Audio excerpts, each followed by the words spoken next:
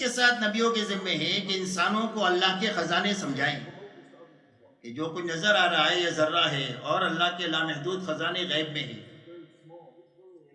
اسی کے ساتھ اللہ کے احسانات یاد دلانا، اس لیے کہ انسان جو ہے یہ احسان کا بندہ ہوتا ہے،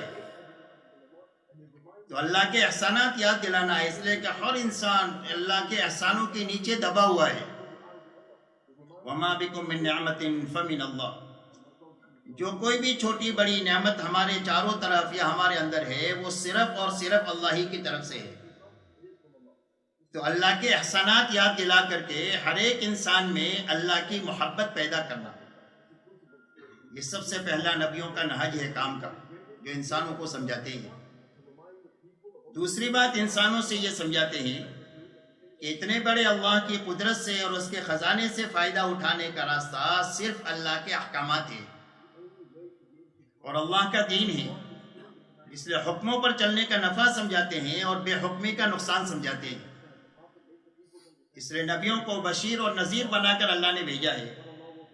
ہر نبی کی صفت ہے بشارت دینا کہ دیکھو سچ بولو گے تو نجات پا جاؤ گے اور جھوٹ بولو گے تو ہلاک ہو جاؤ گے، صدقہ کرو گے تو تمہارا مال بڑھ جائے گا، محفوظ ہو جائے گا، اور اگر سود میں ہاتھ ڈالو گے تو مٹ جاؤ گے۔ یہ بشارت ہے اور یہ انذار ہے۔ تو نبیوں کے ذمہ یہ دوسرا کام ہوتا ہے کہ دین پر چلنے کا انسانوں کو نفع سمجھاوے، بے دینی کا نقصان سمجھاوے۔ تیسرا کام نبیوں کے ذمہ ان کی دعوت میں یہ ہوتا ہے کہ جب اللہ کے حکموں پر چلیں گے تو اللہ راضی ہو کر ہماری آخرت بنا دیں گے۔ اس لیے تیسری چیز جو سمجھانا ہے وہ آخرت سمجھانا ہے کہ آخرت کی زندگی کتنی بڑی ہے، وہاں کی نعمتیں کتنی لامحدود ہے اور وہاں کی سزائیں کتنی لامحدود ہے۔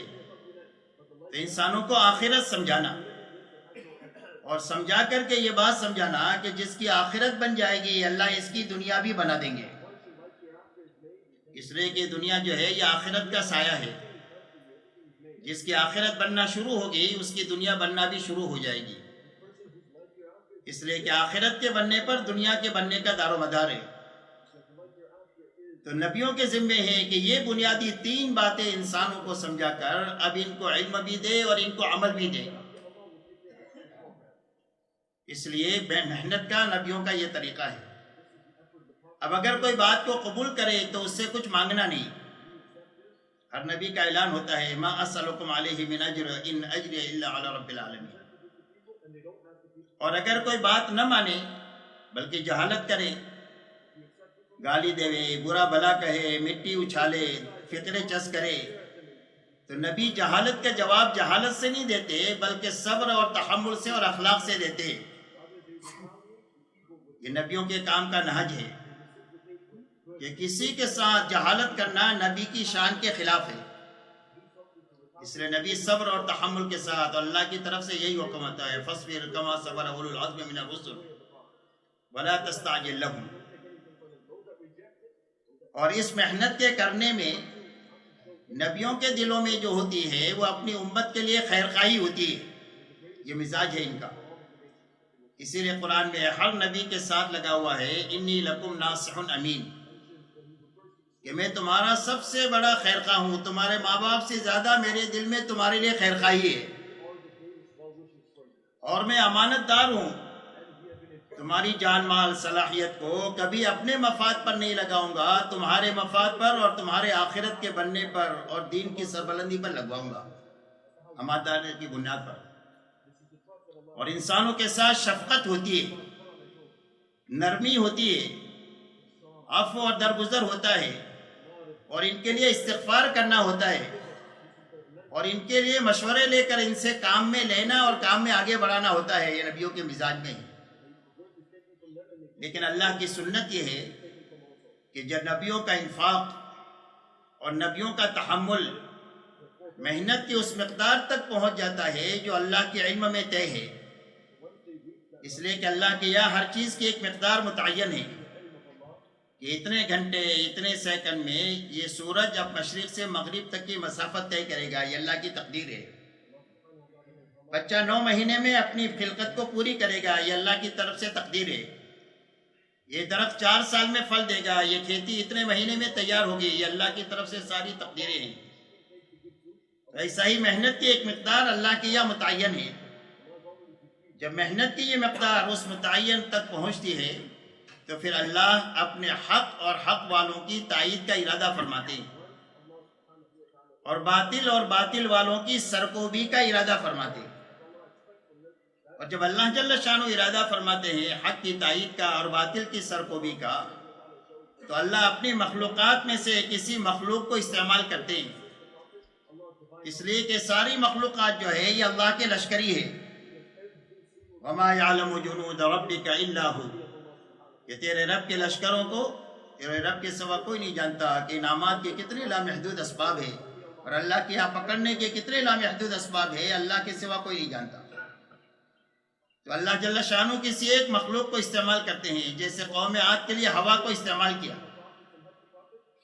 جس ہوا نے ان سب کو اکھاڑ کر کے ان کی سب کی لاشیں زمین پر گرا دیا۔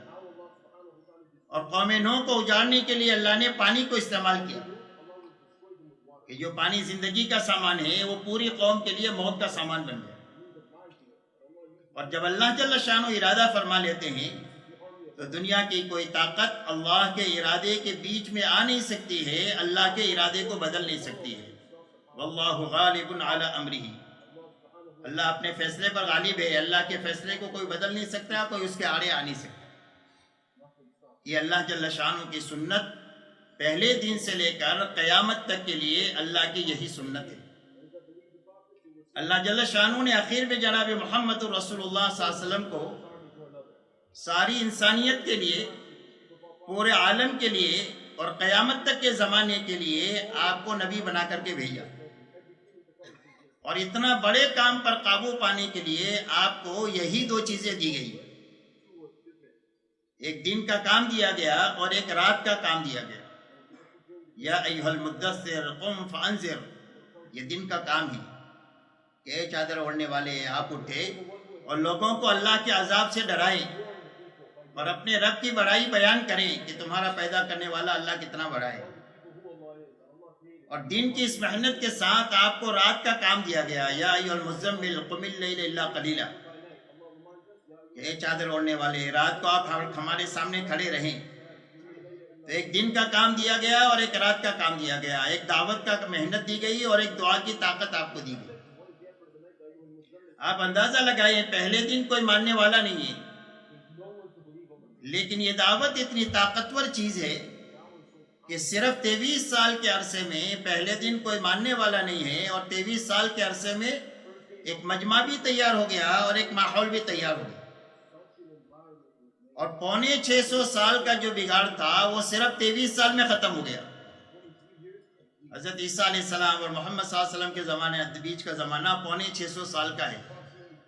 جہالت آخری درجے کی اور گمراہی آخری درجے کی، اور اس کے ختم ہونے میں صرف 23 سال لگے، اور آپ کی اس 23 سالہ محنت کے نتیجے میں اور اپنے ساتھ 100% ایمان والوں کو شریک کرنے کے نتیجے میں 2 چیزیں وجود میں آ گئی، اور قیامت تک انسانیت کے لیے اسلام کا جو دروازہ کھلے گا وہ ان 2 چیزوں کی وجہ سے کھلے گا۔ ایک تو آپ کی 23 سالہ محنت کے نتیجے میں ایک مجمع تیار ہو گیا کہ جس مجمع کو دنیا کے سامنے پیش کیا جا سکتا ہے اسلام کو سمجھانے کے لیے، اس لیے کہ اسلام تقریر اور تحریر سے لوگ نہیں سمجھیں گے، اسلام زندگیوں سے سمجھ میں آئے گی۔ اس لیے اللہ کے یہاں انسانوں کو بنانے کے لیے کتاب اتاری جاتی ہے اور نبی بھیجے جاتے ہیں کہ یہاں سے علم لو اور یہاں سے عمل لو۔ عمل کے نمونے کے بغیر کیا سمجھ میں آ جائے گا کہ اس کتاب کا کیا مفہوم ہے؟ اس لیے اللہ کا نظام ہے، کتاب بھی بھیجتے ہیں اور نبی بھی بھیجتے ہیں، علم بھی اتارتے ہیں اور عمل کی مضبوط شکل بھی نبی کی شکل میں دیتے ہیں۔ تو ساری انسانیت کے لیے اسلام کے سمجھنے کے لیے ایک مجمع تیار ہو گیا صحابہ کا۔ اسی لیے ان کی دعوت ہے اسلموا تسلموا، کا اسلام لاؤ سلامتی ملے گی، کا کون سا اسلام؟ کا ہمارے جیسے ہو جاؤ، کونوا مثلنا، ہمارے جیسے ہو جاؤ۔ تو پوری دنیا میں یہ بتانے کے لیے ایک مجمع تیار ہو گیا کہ جوان ایسے ہوتے ہیں، بوڑھے ایسے ہوتے ہیں، مالدار ایسے ہوتے ہیں، غریب مسلمان ایسے ہوتے ہیں، مرد ایسے ہوتے ہیں، عورتیں مسلمان ایسی ہوتی ہے، غرض یہ ہے کہ ایک سوسائٹی جن طبقات سے بنتی ہے ایسی ایک سوسائٹی پورے عالم کے لیے تیار ہو گئی۔ اور دوسرا کام 23 سال کے نتیجے میں یہ ہوا کہ ایک ماحول تیار ہو گیا حجاز کا، خصوصیت کے ساتھ مدینہ منورہ کا ماحول ایسا پاکیزہ تیار ہو گیا کہ جس ماحول کے اندر میں 2 ہفتہ کوئی جماعت آ کر ٹھہر جائے تو دین کی سمجھ حاصل کر کے واپس چلی جاتی۔ اب جب یہ دونوں چیزیں بن گئی تو آپ پوری دنیا کے لیے اسلام کا دروازہ کھل گیا۔ آپ دیکھو صرف 23 سال نبوت کے ہیں اور 30 سالہ خلافت راشدہ کے ہیں، جس کے نتیجے میں عالم کے چپے چپے میں اسلام پہنچ گیا۔ اللہ جل شانہ نے اتنی زبردست طاقت رکھی ہے دعوت کی مبارک محنت میں اور اس کے ساتھ دعا کی طاقت میں۔ اسی لیے قرآن پاک میں اللہ نے تفصیل سے نبیوں کی دعوت کو بھی بیان کیا ہے اور ان کی دعاؤں کی طاقت کو بھی بیان کیا ہے کہ نبی کی دعا پر کیا کام دنیا میں ہوا۔ اللہ جل شانہ نے پوری امت پر رحم فرما کر اور پوری انسانیت پر رحم فرما کر اللہ نے دعوت کا وہ عظیم کام کہ جس کے ذریعے سے صدیوں کا بگاڑ ختم ہوتا ہے اور دنیا میں خیر غالب ہوتی ہے، اللہ نے وہ کام ہمارے زمانے میں چلا کر کے امت پر اور انسانیت پر بہت بڑا احسان فرمایا۔ اور اللہ جل جلالہ امن والہ نے اسی لیے مولانا الیاس صاحب رحمۃ اللہ علیہ فرمایا کرتے تھے کہ میں اس کام کو کار نبوت یقین کرتا ہوں، یعنی میں اس کو حضور صلی اللہ علیہ وسلم والا کام سمجھ کر کر رہا ہوں، یقین جان کر کے کر رہا ہوں۔ اسی لیے جب ان سے پوچھا گیا کہ آپ اس محنت کے ذریعے سے کیا چاہتے ہیں، تو فرمایا میں اس محنت سے یہ چاہتا ہوں کہ امت اس محنت کو کرتے کرتے دین کی اس سطح کو پالے جس سطح پر حضور پاک صلی اللہ علیہ وسلم امت کو چھوڑ کر گئے تھے۔ اس لیے کہ مولانا کو محنت کی طاقت کا اندازہ تھا کہ محنت کتنی طاقتور ہے، اگر صحیح شکل میں وجود میں آ جائے تو اس کے کیا اثرات دنیا پر مرتب ہوں گے کہ پہلے دن کوئی ماننے والا نہیں ہے اور صرف 23 سال میں اتنی بڑی بڑی 2 شکلیں قائم ہو گئی کہ جس میں سارے عالم کے لیے اسلام کا دروازہ کھل گیا۔ اللہ جل شانہ نے اتنا بڑا کام دے کر اس مجمع کو خصوصیت کے ساتھ کروڑوں میں سے اس محنت کے ساتھ نسبت عطا فرمائی۔ یہ اللہ کا خصوصی انعام ہے جو اس مجمع کی طرف متوجہ ہوا۔ کسی نے 4 مہینے لگائے، کسی نے چلے لگایا، کسی نے سال لگایا، کم و بیش وقت لگایا، اور اس محنت کے ساتھ اللہ نے نسبت عطا فرمائی۔ یہ اللہ کا خصوصی انعام ہے، اور اللہ جل شانہ کسی کو کوئی نعمت دیتے ہیں تو اللہ کی طرف سے جو مطالبہ ہوتا ہے وہ شکر کا ہوتا ہے کہ ہماری اس نعمت پر شکر ادا کرو۔ اگر آدمی نے محنت پر شکر کیا اور اللہ کے یہاں پر یہ قدردانوں میں اس کا شمار ہو گیا تو وہ نعمت باقی بھی رہتی ہے اور بڑھتی رہتی ہے، یہاں تک کہ موت تک کام میں چلاتی رہتی ہے۔ قدردانوں میں شمار ہونے کے نتیجے میں اللہ کی طرف سے یہ انعام ملتا ہے کہ موت تک آدمی سے کام لیا جاتا ہے جب آدمی کے یہاں کا شمار قدردانوں میں ہو جاتا ہے۔ اس لیے اللہ کی طرف سے جو مطالبہ ہے وہ شکر کا مطالبہ ہے کہ اس نعمت پر شکر کرنا۔ اب شکر کا کیا راستہ ہے؟ فرمایا اس محنت کے شکر میں سب سے بڑا عنصر جو ہے وہ استقامت کا ہے۔ شکر کا عنصر کیا ہے؟ استقامت، کہ ہر آدمی اس محنت کے جو اعمال ہے، انفرادی اعمال ہے اور اجتماعی اعمال ہے، اس محنت کے جو تقاضے ہیں روزانہ کے اعتبار سے، ہفتے کے اعتبار سے، مہینے کے اعتبار سے، سال کے اعتبار سے، ایسے انفرادی اجتماعی جتنے اعمال ہیں ان سارے اعمال کو اپنے وقت پر کرنا یہ استقامت ہے، اور استقامت کا نام ہی شکر ہے۔ استقامت کا نام ہی شکر ہے۔ وما محمد الا رسول قد خلت من قبله الرسل افإن مات او قتل انقلبتم على اعقابكم ومن ينقلب على عقبيه فلن يضر الله شيئا وسيجزي الله الشاكرين۔ تو شکر کرنے والے کون ہیں؟ فرمایا جو جمنے والے ہیں، استقامت والے ہیں، ان کو اللہ بدلہ دیں گے اور اچھا بدلہ دیں گے اپنے پاس سے۔ اس لیے اس محنت کا شکر یہ ہے کہ اس محنت کے سارے انفرادی اور اجتماعی اعمال کو اس کے وقت پر کرنا یہ استقامت ہے۔ اس لیے کہ عمل میں اور محنت میں قربانی اور مجاہدہ اسی وقت میں پیدا ہوگا جب اس کو وقت پر کیا جائے۔ اگر آدمی اپنے اعمال کو سہولت کے حوالے کر دے کہ سہولت ہوئی تو کیا اور سہولت نہیں ہوئی تو چھوڑ دیا، جی چاہا تو کیا اور جی نہیں چاہا تو چھوڑ دیا، تو پھر یہ کام نہیں رہے گا، کام کھیل بن جائے گا۔ کام میں مجاہدے کی شان اور قربانی کی شان کب تک باقی رہے گی؟ فرمایا قربانی کی شان باقی رہے گی جب آدمی ہر عمل کو اس کے وقت پر کرے گا۔ مولانا سعید خان صاحب رحمۃ اللہ علیہ ایک مرتبہ فرما رہے تھے کہ ایک آدمی نے فجر کی نماز سے پہلے مثال کے طور پر اپنی صبح کی تسبیح پڑھنے کا وقت طے کر رکھا ہے کہ روزانہ فجر سے پہلے اپنی تسبیح کا معمول 3 تسبیح کا پورا کر لوں۔ کسی وجہ سے یہ معمول پورا کرنے کا وقت نکل گیا، اب ظہر سے پہلے کرنا ہے اس کو پورا، تو ظہر سے پہلے پورا کرنے کے لیے پہلے استغفار کرے اس تاخیر پر، پھر اپنی تسبیح پوری کرے۔ یہ وقت چھوٹ گیا، اس لیے کہ وقت پر جب کرے گا آدمی تو کبھی نفس سے یہ تقاضا ٹکرائے گا کہ نفس نہیں چاہ رہا ہے، اب چاہت کو چھوڑ کر کے اس نے عمل کو پورا کیا، اور کبھی یہ تقاضا جو ہے وہ دنیا کے تقاضوں سے ٹکرائے گا، تو دنیا کے تقاضوں کو آگے پیچھے کیا اور دین کی محنت کے تقاضے کو اپنے وقت پر پورا کیا۔ اسی کا نام قربانی ہے۔ قربانی جو ہے وہ ملنگ بننے کا نام نہیں ہے۔ قربانی کہتے ہیں اللہ کے حکم کو پورا کرنے کے لیے اور دعوت کے تقاضے کو پورا کرنے کے لیے جی چاہی کو چھوڑنا۔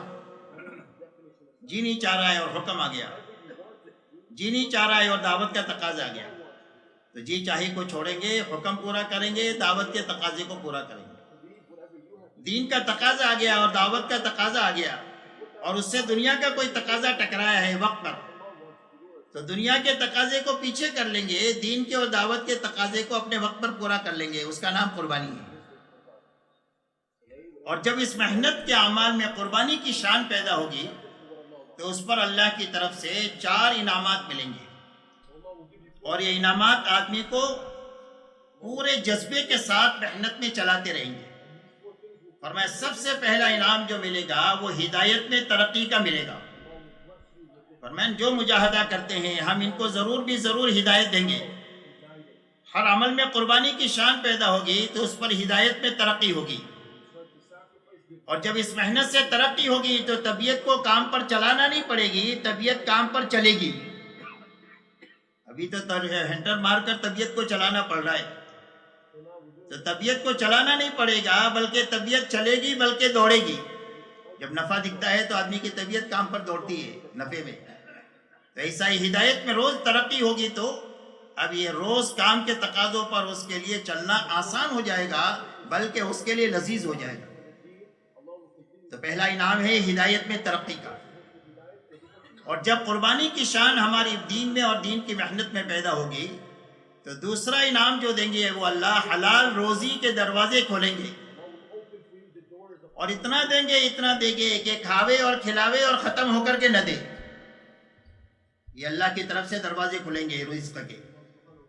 تیسرا انعام اللہ کی طرف سے جو ملے گا وہ عافیت کا ملے گا، اس لیے کہ دعوت کی ابتدا ناگواریوں سے ہوتی ہے، تو ناگواری کے حالات کو اللہ عافیت سے بدل دیں گے کہ گھرانے میں عافیت آ گئی تو جینا بھی آسان ہو گیا، مرنا بھی آسان ہو گیا۔ اسی لیے اللہ تعالیٰ فرماتے ہیں وَاذْكُرُوا إِذْ أَنْتُمْ قَلِيلٌ مُسْتَضْعَفُونَ فِي الْأَرْضِ۔ اللہ تعالیٰ فرماتے ہیں صحابہ سے یاد کرو اس زمانے کو جب تم بہت تھوڑے تھے اور ہر وقت میں تم ڈر رہے تھے کہ کہیں مکہ والے ہم کو ختم نہ کر دے۔ اللہ نے تمہاری مدد کیا، اور اللہ نے تمہیں ٹھکانہ دیا، اور اللہ نے تمہیں پاک روزی دیا تاکہ تم اللہ کا شکر ادا کرو۔ صحابہ 1000 سال تک دنیا کے پیچھے دنیا کے راستے سے محنت کرتے تو اتنی روزی اور عافیت نہیں مل سکتی تھی جو اللہ نے صرف 25 سال کے عرصے میں دیے۔ محنت کا اور کھپنے کا زمانہ کتنا ہے؟ صرف 25 سال کا۔ 23 سال نبوت کا زمانہ ہے، اور 2 سال سے کچھ زیادہ زمانہ صدیق اکبر رضی اللہ تعالیٰ عنہ کے زمانہ کا ہے، جس میں لگنا ہے، مٹنا ہے، کھپنا ہے۔ اس کے بعد تو اللہ نے اتنا دیا کہ کھاتے کھلاتے تھک گئے، اور صدیوں تک اور نسلوں میں وہ چیز ختم نہیں ہوئی۔ تو یہ شارٹ کٹ راستہ ہمارے اور امت کے سنبھلنے کا وہ راستہ مجاہدے اور قربانی والا ہے۔ اور فرمایا چوتھا انعام اللہ جو دیں گے وہ دعاؤں میں قبولیت عطا فرمائیں۔ کہ اللہ تعالیٰ اس محنت کو میں مجاہدے کے ساتھ، قربانی کے ساتھ، استقامت کے ساتھ چلنے والے کو دعا کے مقام تک پہنچا دیں گے. جب کبھی بھی اس کا کوئی چھوٹا بڑا مسئلہ آئے گا اور اللہ کو پکارے گا تو فوراً اللہ اس کی ندا سن کر اس کی مدد کرے گا. اس کے لیے راستہ کیا ہے کہ اپنی جو انفرادی اجتماعی اعمال ہے، اور دونوں اپنی جگہ پر اہم ہیں، انفرادی بھی اہم ہے، اجتماعی بھی اہم ہے. اللہ والے فرماتے ہیں کہ انفرادی اعمال سے استقامت آئے گی کہ ہر وقت میں اللہ اللہ کرنے سے اللہ یاد رہیں گے، اور اجتماعی اعمال کے ذریعے سے فرمایا آدمی کی تربیت ہوگی، اور جس کی تربیت ہوگی اور استقامت ہوگی اللہ اس کے ساتھ قبولیت کے ساتھ کام لیتے رہیں گے. اللہ کے یہاں قبولیت کے ساتھ کام لینے کی شرط کیا ہے؟ کیا تربیت ہے اور استقامت ہے. کہ اس محنت سے آدمی بنے اور بنا ہوا چلے تو اللہ تعالیٰ قبولیت کے ساتھ اس سے کام لیتے رہے. اس لیے میرے دوستو سب سے پہلے اپنے آپ کو سنبھالنا ہے اس محنت میں، کہ اس محنت کے ذریعے سے ہم روز ترقی کرنا چاہیے. اس لیے کہ گھر کے آدمی کو معلوم ہوتا ہے گھر میں کیا ہے. صاحب البیت ادری بما فیہ، گھر کا مالک جانتا ہے گھر میں کیا ہے. تو ہم میں کا ہر آدمی روزانہ اپنے بارے میں سمجھ سکتا ہے کہ میں آگے بڑھ رہا ہوں کہ پیچھے ہٹ رہا ہوں کہ یہ آ کر ٹک گیا ہوں. تو اس لیے سب سے پہلے اپنے آپ کو سنبھالنا ہے تاکہ یہ ہماری محنت روزانہ ہمیں آگے بڑھائے. اور آگے بڑھتے بڑھتے کہاں تک جانا ہے؟ ہماری کیا منزل ہے؟ فرمایا ہماری منزل اس محنت میں صحابہ ہے. نہ چلہ ہے، نہ 4 مہینہ ہے اور نہ 6 مہینہ ہے. ہماری اس محنت میں ہماری منزل صحابہ ہے کہ ہم اس محنت کے ذریعے سے وہاں تک جانا چاہتے ہیں جہاں پر صحابہ تھے رضی اللہ عنہ. ایسا نہیں ہے کہ کوئی صحابی بن جائے گا، لیکن یا تو وہاں تک اللہ پہنچا دیں گے، اس لیے کہ صحابہ کو اللہ ہی نے صحابہ بنایا ہے. وہ اللہ قادر ہے کہ 20ویں صدی کے آدمی میں بھی وہ بنیادیں زندہ کر دے جو بنیادیں صحابہ میں زندہ کی تھی. اور اگر نہیں پہنچے اور راستے میں انتقال ہو گیا، منزل متعین ہے اور مسلسل چلنا ہو رہا ہے، تو پھر اللہ تعالیٰ ان کے ساتھ حشر فرما دیں گے. جو پہنچ جائے گا وہ بھی چمک جائے گا، اور جن کا حشر ان کے ساتھ ہوگا وہ بھی چمک جائے گا. اب صحابہ میں کیا بات تھی؟ فرمایا صحابہ میں 2 باتیں تھیں. ایک تو 100% صحابہ میں پورا دین اپنی حقیقت کے ساتھ پایا جاتا تھا. اس لیے کہ دین ہے اور ادھورا ہے تو اللہ کی مدد نہیں ہوگی. دین ہے لیکن شکل ہے، اس کے اندر میں حقیقت نہیں ہے تو اللہ کے وعدے پورے نہیں ہوں گے. تو 100% صحابہ میں دین اپنی حقیقت کے ساتھ پورا پایا جاتا تھا. دوسری بات 100% صحابہ نے اپنی جان مال کو اللہ کے دین کے مقابلے میں بے قیمت بنایا تھا کہ ہماری جان مال کی اللہ کے دین کے مقابلے میں کوئی بھی قیمت نہیں. ایک کا تقاضا ہے تو 1 لگائیں گے، اور 1000 کا تقاضا ہے تو 1000 لگائیں گے، اور 1 روپیہ لگانے کا تقاضا ہے تو 1 روپیہ لگائیں گے، اور جھاڑو مار کر لگانے کا تقاضا ہے تو جھاڑو مار کر لگائیں گے، اس یقین کے ساتھ نہیں کہ اللہ کے نام پر اجڑنا طے کریں گے تو اللہ اجاڑیں گے نہیں، اللہ آباد کر دیں گے. اس لیے کہ اللہ سے جو معاملہ کرتا ہے وہ کبھی اجڑتا نہیں ہے، وہ تو آباد ہی ہوتا ہے. تو یہ 2 باتیں صحابہ میں تھی، اور اس محنت کے ذریعے سے ایسا مجمع بنانا مقصود ہے کہ جن میں یہ 2 بنیادیں زندہ ہو. جس زمانے میں بھی ایسا مجمع، ہم اس کی تعداد نہیں جانتے، اللہ جانتے ہیں. کب ہوگا وہ بھی ہم نہیں جانتے، اللہ جانتے ہیں. لیکن جب وہ معتد بھی مجمع ایسا تیار ہو جائے گا تو اللہ اس مجمع کے کندھے پر رکھ کر حق کو دنیا میں چلائیں گے. اگر یہ تھوڑے ہیں تو اللہ اپنے لشکر ان کے ساتھ کر کے ان کو زیادہ کر دیں گے، اور اگر یہ کمزور ہے تو اللہ اپنی طاقت ان کے ساتھ کر کے ان کو قوی بنا کر کے اللہ ان سے دنیا میں ہدایت کا کام لے لیں گے، اور دنیا کی کوئی طاقت ان کے آڑے آ نہیں سکتی. اس لیے میرے دوستو سب سے پہلے اس محنت کا تقاضا یہ ہے کہ ہم اپنے آپ کو اس محنت میں اس دھیان کے ساتھ چلائیں کہ ہمارا کوئی بھی عمل ناغا نہ ہو، اور اگر کسی وجہ سے ہو جائے، انسان ہے تو استغفار کی کیفیت ہمارے پر غالب ہو. یہ شکر اور استغفار یہ 2 راستے ہیں آدمی کے لیے ترقی کے، کہ ہر عمل کو اس کے وقت پر کرنے کی پوری کوشش کے ساتھ کرنا، اور پھر اس کے اوپر استغفار کرنا. چھوٹ جائے تو بھی استغفار کرنا، پورا ہو جائے تو بھی استغفار کرنا، اس لیے کہ اللہ کے شائع نشان ہو نہیں سکتے. اسی کے ساتھ میرے دوستو اپنے آپ کو سنبھالنے کے ساتھ دوسرا وقت کا تقاضا جو ہے وہ اپنے عملے کو سنبھالنا. دوسرا جو ہے وہ اپنے عملے کو سنبھالنا. ہمارا عملہ وہ ہے جنہوں نے سال لگایا ہے، اور جنہوں نے اس محنت میں 4 مہینہ 6 مہینہ چلہ لگایا ہے، وہ ہمارا عملہ ہے کہ اس عملے کو ہم سنبھالے، کہ وہ عملہ محنت پر باقی رہے اور نیا عملہ ہے۔ یہ کام کی ترقی کا راز اس میں ہے کہ جو اس محنت میں آیا ہے وہ اس محنت میں باقی رہے اور نیا عملہ محنت کے اندر میں آتا رہے، تو تعمیری کام ہوگا۔ اور محنت میں آتے رہے اور جاتے رہے اور نئے لوگ آتے رہے تو لمبے زمانے تک کام کی مضبوط شکل بنے گی ہی نہیں۔ اچھی طرح باتوں کو سمجھنا ہے، وقت کے تقاضے ہیں جو ہم کو سمجھنا ہے، اللہ ہمارے لیے آسان فرما دے۔ اس لیے اپنے عملے کو سنبھالنا، جب عملہ سنبھلے گا تو کام کی شکل قائم ہوگی، مضبوط شکل، اور مضبوط شکل کے قائم ہونے کے معنی یہ ہے کہ محنت کرنے والے ترقی کریں۔ مضبوط شکل کے معنی یہ ہے کہ ہر آنے والی جماعت اپنی مسجد میں کام کو سمجھ کر سیکھ کر جائے۔ کام کی مضبوط شکل کے معنی یہ ہے کہ جو جماعت ہمارے مہینے مسجد سے 3 دن چلے 4 مہینے کی جائے، واپس آنے کے بعد سارے کے سارے کام میں لگے، اور اسی کے ساتھ ان کے کام کو دیکھ کر بیٹھا ہوا مجمع کام پر دوبارہ آ کر کے کام میں لگے، اور اسی کے ساتھ ہمارے محلے کے عوام اور خواص اس محنت پر جمع ہو جائے۔ یہ محنت کی مضبوط شکل ہے جو حضور پاک صلی اللہ علیہ وسلم کے زمانے میں قائم ہوئی، اور اس کی بنیاد یہ ہے کہ آپ کی محنت میں آنا ہے، جانا نہیں ہے۔ آپ کی محنت میں آنا ہے، جانا نہیں ہے۔ اس لیے ہماری اس محنت میں اپنے عملے کو ایسا سنبھالنا کہ جو عملہ ہماری مسجد میں ہے وہ عملہ محنت پر باقی رہے۔ محنت پر باقی رہنے کے معنی کیا ہے؟ یا تو ہر سال 4 مہینہ لگائے یا آخری درجے میں چلہ لگائے، مہینے میں 10 دن لگائے یا 3 دن لگائے، روزانہ 8 گھنٹہ لگائے یا 2.5 گھنٹہ لگائے۔ غرض یہ ہے کہ اوپر کی سطح میں یا نیچے کی سطح میں محنت کی کسی نہ کسی ترتیب پر ہمارا یہ عملہ باقی رہے اور نیا آئے، تو کام کی مضبوط شکل بنے گی۔ اور اگر مجمع آتا رہا اور جاتا رہا جیسے ہمارا حال ہے تو لمبے زمانے تک کام کی مضبوط شکل بنے گی۔ ایک ٹانکی ہے، اوپر سے پانی آ رہا ہے اور نیچے سوراخ ہے کہ بھئی ٹانکی میں پانی جمع ہو جائے گا۔ ایک آدمی کما کر جیب میں ڈالا اور جیب پھٹا ہوا ہے، تو صبح شام تک کمائے، گھر پر آئے شام کو تو کچھ بھی نہیں ہے، کہاں گئے تھے کہیں نہیں، کیا لائے کچھ بھی نہیں۔ تو اس لیے دوسرا تقاضا یہ ہے کہ اپنے عملے کو سنبھالنا، اور اپنے عملے کو سنبھالنا کے معنی یہ ہے کہ اپنے عملے کو کام میں لگائے رکھنا، اس لیے کہ سنبھلنے کا دوسرا کوئی راستہ نہیں ہے سوائے کام کے۔ اور یہ عملہ ہماری مسجدوں کے اطراف میں ہے، شہر چھوڑ کر چلا نہیں گیا، اور تھوڑا سا ہی ہے ہر مسجد کے اطراف میں۔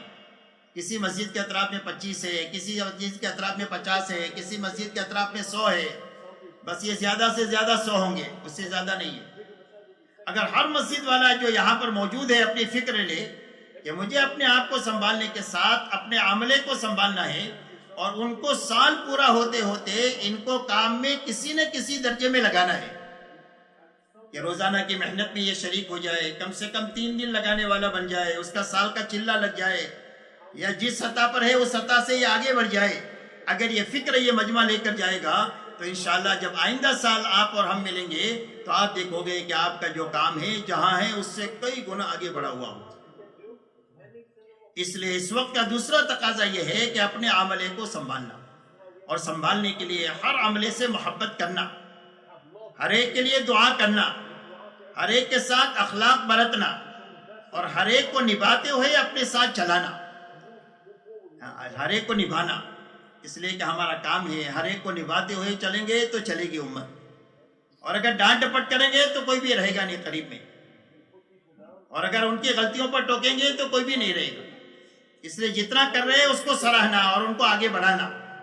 اس لیے دوسرا تقاضا ہے کہ اپنے وقت لگایا ہوا جو عملہ ہے، اس وقت میں اگر عالمی سطح پر آپ دیکھو گے تو 80% عملہ ہمارا وقت لگایا ہوا کام سے بیٹھا ہوا ہے۔ آپ اپنی مسجدوں کے اطراف کو آپ دیکھ لو تو آپ اس نتیجے پر پہنچو گے کہ 80% بیٹھا ہوا ہے، 20% مری حالت میں چل رہا ہے۔ اس لیے اپنے عملے کو سنبھالنا یہ دوسرا تقاضا ہے۔ آج کے دن یہ مجمع فکر اپنے طے کرے کہ انشاءاللہ اپنی مسجدوں میں ایسی محنت کریں گے کہ جتنے وقت لگائے ہوئے ہیں ان کو کام پر باقی رکھیں گے اور نئے لوگوں کو لائیں گے۔ کیوں بھائی اس کے لیے سب تیار ہیں؟ کون کون یہ محنت کریں گے اپنی مسجدوں میں انشاءاللہ؟ اللہ تعالیٰ قبول فرمائے، آسان فرمائے۔ اسی کے ساتھ میرے دوستو تیسری بات یہ ہے اپنے کام کو سنبھالنا، کہ ہمارا کام سنبھلا ہوا ہمارے ہاتھوں میں چلے۔ مولانا الیاس صاحب رحمۃ اللہ علیہ فرماتے تھے کہ اس کام کی ایسی نگرانی کرو جیسے تم اپنی کنواری بیٹی کی کرتے ہو۔ آدمی کی نگرانی اپنی کنواری بیٹی پر کیسی ہوتی ہے کہ کہیں اس کو کوئی داغ نہ لگ جائے، ایسا اس کام کی فرمایا نگرانی کرو۔ تو اپنے کو سنبھالتے ہوئے اور اپنے عملے کو سنبھالتے ہوئے اپنے کام کو سنبھالنا ہے، کہ ہمارے کام کا نہج بھی بدلنا نہیں چاہیے اور اس کی روح بھی ختم نہیں ہونا چاہیے، اس لیے کہ کام کا اگر نہج بدل جائے گا تو کام کی افادیت ختم ہو جائے گی۔ مولانا الیاس صاحب رحمۃ اللہ علیہ کا ملفوظ ہے ہمارے یہ محنت میں مخصوص اعمال مخصوص نہج کے ساتھ مؤید من اللہ ہے، اعمال بھی مخصوص ہے اور ان عملوں کے کرنے کا نہج بھی مخصوص ہے۔ تو مخصوص اعمال مخصوص نہج کے ساتھ مؤید من اللہ ہے، اس لیے ایک تو نہج بدلنا نہیں چاہیے۔ جو نہج ہمیں اپنے بڑوں سے ملا ہے وہ کامل اور مکمل ملا ہے، اس کی پوری رعایت کے ساتھ اپنی اس محنت کو کریں گے۔ دوسری بات یہ ہے کہ اس محنت کی روح بھی ختم نہیں ہونی چاہیے، اور محنت کی روح اگر ختم ہو جائے تو محنت ختم ہو جائے گی، کتنا ہی نقل و حرکت دنیا میں ہوتی رہے، روح کا ختم ہونا یہ محنت کا ختم ہونا ہے۔ اس لیے اندر کی روح ختم نہیں ہونا چاہیے، اور ہماری محنت میں رسمیت نہیں آنی چاہیے اور منمانی نہیں آنی چاہیے، اس لیے کہ محنت میں اگر رسمیت آ گئی اور منمانی آ گئی تو کام کی روح ختم ہو جائے گی، اور جب کام کی روح ختم ہوگی تو اس کا سب سے پہلا نقصان یہ ہوگا کہ جو محنت کرنے والوں کو بنایا کرتی تھی وہ بناؤ رک جائے گا، اس لیے کہ یہ محنت دو مقصد کے لیے ہے۔ یہ دعوت اور تبلیغ کی جو محنت ہے اس کی دو بنیادیں ہیں۔ ایک بنیاد تو یہ ہے کہ اس محنت میں آنے والا ہر آدمی بنے، اور دوسری بنیاد یہ ہے کہ اس محنت کے ذریعے سے بنا ہوا چلے، اور کب تک چلے؟ فرمایا موت تک چلے، تاکہ اس کی آخرت بھی اچھے سے اچھی بن جائے اور ہزاروں انسانوں کی آخرت کے بننے کا یہ ذریعہ بن جائے۔ اس لیے یہ دو بنیادیں ہیں، بننا اور بنا ہوا چلنا۔ دوسرے الفاظ میں یہ سمجھے تربیت اور استقامت، کہ اس محنت کے ذریعے سے تربیت ہو۔ تو تربیت کے کیا معنی ہیں؟ تربیت کے معنی یہ ہے کہ دو چیزیں آدمی میں پیدا ہو، ایک تو آدمی کے دل کا رخ صحیح ہو جائے اس محنت کے ذریعے سے اللہ کی طرف، حکموں کی طرف اور آخرت کی طرف، اور دوسرا ہر محنت کرنے والے کا فکر بدلے، اس لیے کہ محنت تبلیغ کی ہے اور فکر دنیا کا ہے، تو اس محنت میں کبھی جان نہیں پڑے گی۔ اور جب محنت بھی تبلیغ کی ہو اور فکر بھی دعوت کا ہو تو اب محنت جاندار بن جائے گی۔ اس لیے تربیت میں یہ دو باتیں ہیں کہ آدمی کا فکر بدلے اور آدمی کے دل کا رخ صحیح ہو۔ جب فکر آدمی کا بدلے گا تو محنت بدلے گی۔ اللہ کا نظام ایسا ہے کہ اللہ نے ہر ایک کو دو طاقتیں دیا ہے، ایک سوچنے کی اور ایک محنت کی۔ جیسا فکر ہوگا ایسی محنت ہوگی۔ فکر دنیا کا ہے تو تمام تر محنت دنیا کے پیچھے لگے گی، ہاں مری بکری اللہ کے نام بھی لگ جائے گی جیسے ابھی لگ رہی ہے ہم لوگوں کی۔ اور اگر آدمی کا فکر دعوت کا بنا تو تدریجی طور پر آدمی کی محنت کا رخ صحیح ہو کر وہاں پہنچے گا جہاں حضور صلی اللہ علیہ وسلم نے امت کو پہنچایا تھا۔ تو آپ نے محنت کا کون سا رخ امت میں قائم کیا؟ اور میں آپ نے محنت کا یہ رخ قائم کیا کہ ہر ایمان والے کی جان مال سب سے پہلے دعوت اللہ پر لگے، یہ لگنے کی سب سے پہلی جگہ ہے۔ دوسری جگہ ہے ایمان والے کی جان مال اللہ کی عبادت پر لگے۔ تیسری لگانے کی جگہ اخلاق ہے کہ اخلاق پر جان مال لگے، اور چوتھی لگانے کی جگہ اپنی اور اپنے گھر والوں کی ضرورت ہے کہ میری اور میرے گھر والوں کی ضرورت میں لگے، لیکن بقدر ضرورت لگے، اسراف سے بچ کر لگے۔ آج ہمارا المیہ یہ ہے کہ ہماری زندگیوں میں اسراف اتنا داخل ہو گیا کہ جان مال نہ عبادت کے لیے بچی، نہ دعوت کے لیے بچی، نہ اخلاق کے لیے بچی۔ یہ بات نہیں ہے کہ جان مال نہیں ہے، جان بہت ہے اور مال بہت ہے، لیکن اسراف داخل ہو گیا۔ اللہ والے فرماتے ہیں کہ اسراف کی مثال ایسی ہے جیسا کہ آگ کی ہوتی آگ کی، آگ میں کتنا بھی لکڑی ڈالو سب کو جلا دے گی، اس کا پیٹ بھرے گا ہی نہیں، اور ڈالو تو اور گئے گے، حل من مزید اور لاؤ۔ فرمایا ایسا اسراف ہے، جب زندگی میں اسراف آتا ہے تو پوری جانی مالی طاقت کو کھا لیتا ہے۔ تو محنت کا یہ رخ جو اللہ کے نبی صلی اللہ علیہ وسلم نے پہلے دن سے امت میں قائم کیا ہے، یہ دوبارہ قائم نہیں ہو سکتا ہے امت میں جب تک امت کا فکر نہ بدلے۔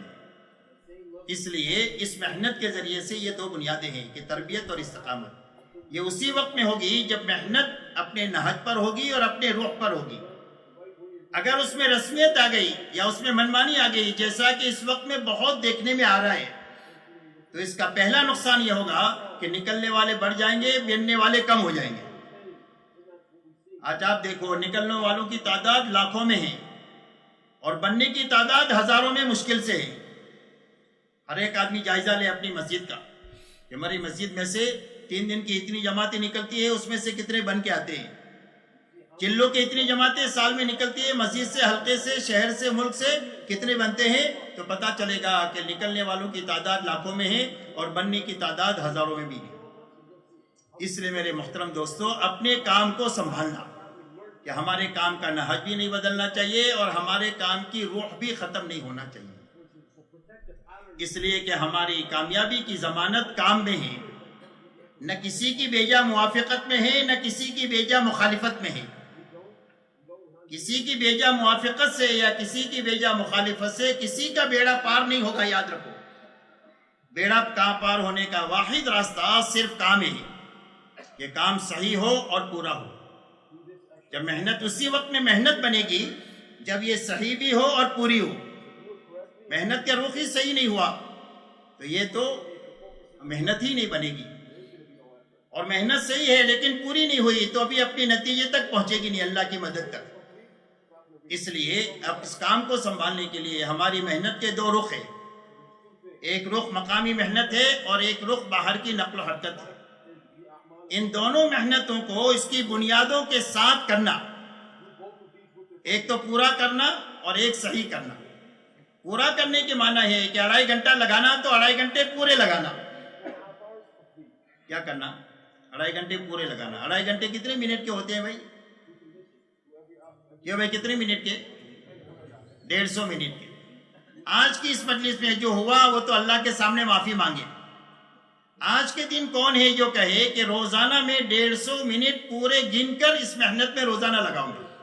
کون کون لگائے گا بتاؤں کہ 2.5 گھنٹہ پورا لگانا؟ اس لیے کہ جب 2.5 گھنٹہ پورا لگائیں گے تو اللہ کام دماغ پر کھولیں گے۔ ابھی تو ہمارا حال یہ ہے مسجد میں مشورے میں کہ بھئی کون کس کی ملاقات کریں گے، کچھ سمجھ میں نہیں آ رہا ہے کس کو ملنا ہے۔ کہ اچھا تیرے گھر کے راستے میں فلانا آدمی ہے، اس کو مل کے چلے جا۔ اب وہ گیا گھر پر ہے ہی نہیں، کرکٹ آیا تو سیدھا اپنا گھر چلا گیا۔ ابھی ہماری تبلیغ ایسی رہ گئی ہے پوری دنیا میں، اور یقین مانو ایسی تبلیغ سے کبھی بھی مقصود حاصل ہونے والا نہیں ہے۔ اس لیے پہلی بنیاد یہ ہے کہ 2.5 گھنٹہ پورا لگانا۔ جب 2.5 گھنٹہ پورا لگائیں گے تو اب کام دماغ پر اللہ کھولیں گے۔ ایک آدمی کو آپ ملنے کے لیے گھر پر گئے، گھر پر نہیں ملا، اب آپ کو تو 2.5 گھنٹے پورے آپ کے ہاتھ میں ہیں، تو اب آپ یہ پوچھو گے کہ یہ کہاں ملیں گے، تو پتہ چلا آپ کو کہ ان کی شاپ پر ملیں گے۔ تو پیدل چل کر جا سکتے ہیں تو پیدل چل کر کے تھکے، جان لگائی، اور لمبا ہے تو گاڑی سے گئے تو پیٹرول کا پیسہ لگایا، جان مال لگا کر کے وہاں پہنچے تو کہا کہ ابھی دکان سے نکلا ہے فلانی جگہ کیرم کے اڈے پر ملے گا۔ تو آپ کے پاس تو 2.5 گھنٹے پورے ہیں، آپ کو تو دعوت پر لگانے ہیں، تھکانے میں لگانا ہے، تو آپ تیسری جگہ اس کے پاس جائیں گے اور اس سے ملیں گے۔ اب تیسری جگہ جب آپ کو ملے گا اور آپ اس سے بات کرو گے تو اللہ آپ کی بات میں وزن پیدا کر دے گا، اس لیے کہ آپ نے تو تھک کر کے بات کیا ہے، اپنی جان مال لگا کر کے بات کر رہے، آپ کی بات میں اللہ وزن پیدا کر دیں گے اور سامنے والے میں قبولیت کی استعداد پیدا کر دیں گے۔ یاد رکھو یہ بات، وہ کبھی آپ کی بات کو سرسری نہیں لے گا، وہ سوچے گا کہ میرا خیر خواہ ہے، 3 جگہ دھکے کھا کر میرے پاس آیا ہے، تو سنجیدگی سے آپ کی بات کو لے گا اور آپ کی محنت برابر ہو جائے گی۔ اس لیے اپنی محنت پر میں جان ڈالنے کا راستہ یہ ہے کہ ایک تو عمل پورا کیا جائے، 2.5 گھنٹے پورے کرنا، تعلیم کو بھی اچھی طریقے سے کرنا، استعداد کے اعتبار سے آگے بڑھانا، گشتوں کو اچھی طریقے سے کرنا کہ 100% نماز کی فضا بنے. دوسرے گشت کے ذریعے سے ہر جگہ مسجد وار جماعت بنانا 2 مہینہ 3 مہینے کے ذریعے سے, اور اسی کے ساتھ 3 دن بھی پورا لگانا. کیا لگانا؟ پورا 3 دن کے کتنے گھنٹے ہوتے ہیں آپ کے یہاں؟ کہ بھائی 72 گھنٹے ہوتے ہیں کہ 48 گھنٹے ہوتے ہیں کہ 36 گھنٹے ہوتے ہیں؟ اس لیے 72 گھنٹے پورے لگانا. ابھی کسی کنویں میں 72 ہاتھ پر پانی ہے اور آپ کے پاس میں 70 ہاتھ کی رسی ہے, صرف 2 ہی فٹ چھوٹی ہے, کہ وہ پانی تک پہنچ جائیں گے؟ تو پانی تک پہنچنے کے لیے ضروری ہے کہ 72 ہاتھ کی رسی ہو.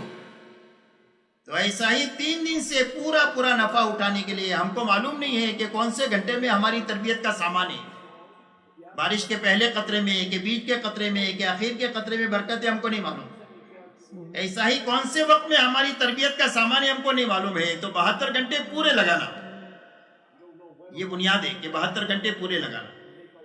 اگر تنخواہ کٹا کر کے بھی مل سکتے ہیں, چھٹی مل سکتی ہے, تو 72 گھنٹے پورے لگانا. اگر تنخواہ کٹا کر کے بھی نہیں لگا سکتے تو مجبوری ہے, اس کے بارے میں مشورہ کیا جائے گا. لیکن 1-2 دن کی چھٹی ہے اور 1 دن کیا تنخواہ کٹا کر مل رہا ہے, تو تنخواہ کٹا کر کے لگانا. جب تنخواہ کٹا کر کے آپ 3 دن لگائیں گے تو یہ نقصان نہیں ہوگا, یہ قربانی ہوگی. نقصان اور قربانی میں فرق یہ ہے کہ نقصان کا کوئی معاوضہ نہیں ہوتا, اور قربانی کے اوپر تو انعامات ہوتے ہیں اللہ کی طرف سے, اور اتنے ملتے ہیں کہ آدمی تھک جاوے لیتے لیتے اور وہ ختم نہ ہو. یہ قربانی پر انعامات ملتے ہیں. تو اس لیے یہ مجمع طے کرے کہ انشاءاللہ 72 گھنٹے پورے لگائیں گے. کہ بھئی کون 72 گھنٹے پورے لگائے گا؟ ماشاءاللہ, اللہ تعالیٰ قبول فرمائے. اسی کے ساتھ میں پورا بھی لگانا ہے اور صحیح لگانا ہے. اب صحیح لگانے کے کیا معنی ہے؟ صحیح لگانے کے معنی یہ ہے کہ ہماری اس محنت کی جو بنیادیں ہیں, ان بنیادوں کے ساتھ اپنا وقت لگانا, چاہے 2.5 گھنٹہ ہو, چاہے 3 دن ہو, چاہے چلہ ہو, چاہے 4 مہینہ ہو. اب اس محنت کی کیا بنیادیں ہیں؟ فرمایا سب سے پہلی بنیاد اس محنت کی ہے کہ آدمی بنے اور بنا ہوا چلے. اس کے لیے کرنا اور بچنا ہے. بننے کے لیے کیا ہے؟ بننے کے لیے 2 چیزیں ہیں. کرنے کے سارے کام کرتے ہوئے 3 دن چلہ 4 مہینہ لگانا, اور بچنے کی ساری چیزوں سے بچتے ہوئے 3 دن چلہ 4 مہینہ لگانا. 3 دن چلہ 4 مہینہ لگایا, کرنے کے کام کیے ہی نہیں, تو اندر میں کچھ آیا ہی نہیں. یاد رکھو, زندگی بھر تبلیغ ہوتی رہے گی, اندر کچھ بھی نہیں آئے گا. اس لیے کہ نکلنے سے آدمی نہیں بنتا. یہ دھوکہ سے نکلے ہم کہ بھئی نکلنا بہت بڑا کام ہے. نہیں, نکلنا اس وقت میں کام ہے جب یہ بنیادوں کے ساتھ ہو, تب یہ نکلنا بڑا کام ہے. کیا اس کا آدھا دن 500 سال کے سے بھی بڑا ہے جب یہ بنیادوں کے ساتھ ہو. تو اس لیے سب سے پہلی بنیاد ہے کہ کرنے کے کام سمجھتے ہوئے, اپنی ہر نکلنے والی جماعت کو سمجھاتے ہوئے 3 دن لگانا, چلہ 4 مہینہ لگانا اور لگوانا, اور بچنے کی ساری چیزوں سے بچنا سمجھانا, اور بچتے ہوئے اور بچاتے ہوئے اپنے ساتھیوں کو چلانا. جیسے علاج میں 2 چیزیں ہوتی ہیں, دوائی کھانا اور پرہیز کرنا. دوائی کھایا اور پرہیز, دوائی نہیں کھایا اور علاج شروع کیا تو علاج نہیں ہوگا. دوائی کھایا لیکن پرہیز نہیں کیا تو دوا اپنے ٹھکانے لگے گی نہیں. ایسے کرنے کے کام کیے ہی نہیں نکل کر کے تو کچھ آیا ہی نہیں, اور کرنے کے کام کیے لیکن بچنے کی چیزوں سے نہیں بچے تو جو عمل کا نور آیا تھا وہ نکل گیا. جیسے ایئر کنڈیشن کمرہ ہے اور مشین کی ہوا آ رہی ہے اور کھڑکی کھلی ہوئی ہے, کہ بھئی کمرہ ٹھنڈا ہو جائے گا, گھنٹوں مشین چلے تو بھی ٹھنڈا نہیں ہوگا. اس لیے کہ جتنی ہوا جمع ہونی چاہیے ٹھنڈے کے لیے وہ جمع نہیں ہوئی. ایسے آدمی کے بننے کے لیے جتنا نور اندر جمع ہونا چاہیے تھا وہ جمع ہوا ہی نہیں. کرنے کا کام کیا, بچنے کی چیز سے نہیں بچے تو وہ نکل گیا. آیا گیا, کہاں گئے تھے کہیں نہیں, کیا لائے کچھ بھی نہیں. اس لیے سب سے پہلی بنیاد ہے کرنے کے کام کرنا اور بچنے کی چیزوں سے بچنا, اور اپنی ہر نکلنے والی جماعت کو کرنے کے سارے انفرادی اجتماعی کام سمجھانا اور بچنے کی ساری احتیاطات سمجھانا. یہ سب سے پہلی بنیاد ہے کہ 3 دن کے معنی 3 دن بھی پورے اور اعمال بھی پورے. یہ پہلی بنیاد. آج میرے دوستو ہم سوچیں گے تو اس میں اتنی بڑی کمزوری آ گئی ہے کہ جس کا میں اور آپ تصور نہیں کر سکتے. سب کی زبانوں پر ہے یہ. اس لیے پہلی بنیاد یہ. دوسری میرے دوستو بنیاد ہماری نقل و حرکت کی یہ ہے کہ کسی بھی جگہ ہم 3 دن چلے 4 مہینے میں جو جاتے ہیں وہ ہماری عنوان بیانات کا نہیں ہوتا, کہ ہم 3 دن جا کر مسجد میں بیان کریں گے. ہماری نقل و حرکت کی بنیاد بیانات نہیں ہے، اس لیے کہ امت کو دین معلوم ہے اور امت کے پاس دین پر چلنے کے وسائل بھی ہے. ایک آدمی بے نمازی ہے، اس کو معلوم ہے نماز پڑھنا فرض ہے، اور ایک آدمی سودی کام کر رہا ہے، اس کو معلوم ہے سود حرام ہے، لیکن اندر میں فرض پر کھڑا ہونے کی طاقت نہیں ہے اور حرام سے بچنے کی طاقت نہیں. یہ طاقت بیانات سے صرف پیدا نہیں ہوگی. آپ دیکھ لو جمعہ کی نماز میں کتنے نمازی آتے ہیں اور بیانات سنتے ہیں. عصر کی نماز